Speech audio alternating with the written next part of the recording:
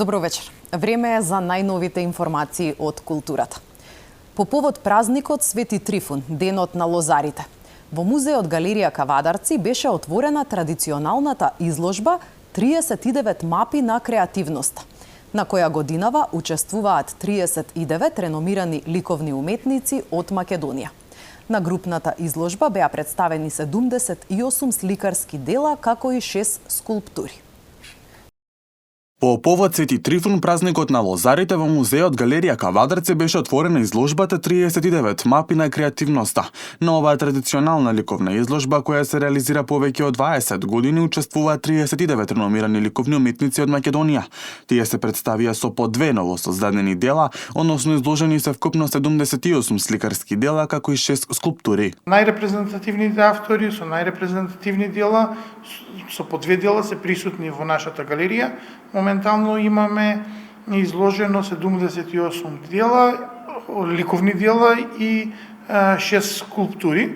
Значи, различни техники се употребени, од акрил на платно, масло на платно, до комбинирана техника, рачна изработка на хартија, така да целиот опфат во ликовната уметност е опфанат во Кавадарци, а и за Свети Трифун сите патишта на уметноста ќе водат во Кавадарци. На изложбата се истакнати дела на уметници од различни генерации, почнувајќи од таза дипломирани ликовни уметници, па се до ветерани во слекарството, доаѓени на 85 годишна возраст. Локален музеј Галерија Кавадарци, за среќа на околностите, со советот и со господинот градоначалник, господинот Митко Јанчев, како градоначалник, имаме многу добра соработка.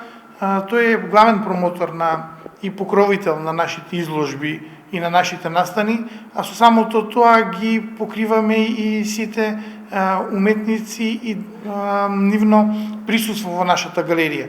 Значи, му се дава простор од најмладите, односно ги афирмираме најмладите. Имаме совет на уметници направено, веќе неколку уметници, 20 историчари на уметност и јас како директор на институцијата можеме да правиме одлучување кои автори може да се презентираат во галеријата. Ликовните групни изложби служат како динамичен и привлечен начин да се прикажат различни креативни изрази во еден обединет простор. Инаку во Македонија денот посветен на Свети Трифун спаѓа во поголемите православни празници, на тој ден се врши закројување на лозниците. Во издание на Матица Македонска од Скопје излезе од печат јубилејно издание на Абецедарот Буквар за македонските деца во Грција, објавен пред 100 години во 1925 година. Ова дело е драгоцен документ за македонската лингвистичка наука, а уште повеќе за македонската историографија. Матица влегува во својата 34-та година од своето постоење, од тука години наназад го следиме корисничкото искуство и секогаш на читателите им ги носиме оние наслови кои што се најпопуларни. Матица секогаш дава огромно внимание на значајните јубилеи кога е во прашање македонската литература. Од тука Матица го издаде по повод 100 години од печатењето на Абецедарот, кој што издаде 1925 година во Атина, направи едно јубилејно печатење на Абецедарот, многу важен документ не само за македонската лингвистичка наука, ами и воопшто и за македонската историографија, и напишан на хрватската латиница, но врз база на битолско-леринското наречје. Зошто е тоа многу важно? Бил наменет за едукација на децата од леринско и од битолско, токму на македонскиот јазик, и бил дистрибуиран до повеќе основни училишта, и овој представува особено важен документ за македонската историографија. Штипскиот музички училишен центар Сергеј Михајлов доби музички инструмент пианино. Инструментот на кој ќе музицираат младите и талентирани ученици е од голема важност за училиштето, но и за учениците кои во иднина ќе бидат светски амбасадори на Македонија. Инструментот е донација од семејството на доктор Ванчо Божинов со штипско потекло, кои долги години живеат во Германија. Штипскиот музички училишен центар Сергеј Михајлов доби пианино. Инструментот на кој ќе музицираат младите и талентирани ученици е донација од семејството на доктор Ванчо Божинов со штипско потекло, кои долги години живеат во Германија.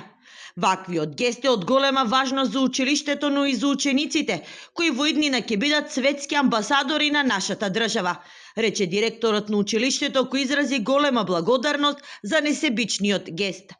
Се надевам дека во иднина ќе сите наши сограѓани ќе излезат во пресрет и нивните неискористени, можеме да кажеме, инструменти можат слободно да ги донираат доколку им се во неупотреба. Ние во нашето училиште со сигурност ќе ги реобновиме и ќе ги користиме во иднина и со новите генерации.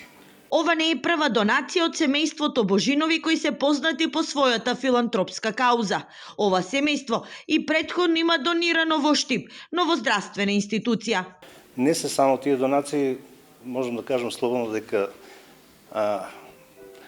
името Ванчо Божинов ќе биде долго запаметено во Штип по неговото филантропство, по неговиот хуманизам, така да се надевам дека по неговите стапки ќе следат и други вакви имиња кои што може да помогнат не само на нашата школа, него и на нашиот град.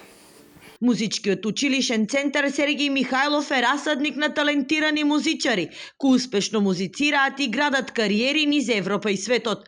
Во 2005 година училиштето го доби името Сергеј Михајлов, кој е еден од основоположниците на музичката култура во градот, а ја има поставено и првата опера во државата Палјачи од Леон Кавало. Тоа беа минутите предвидени за вестите од културата. Ви благодарам за вниманието.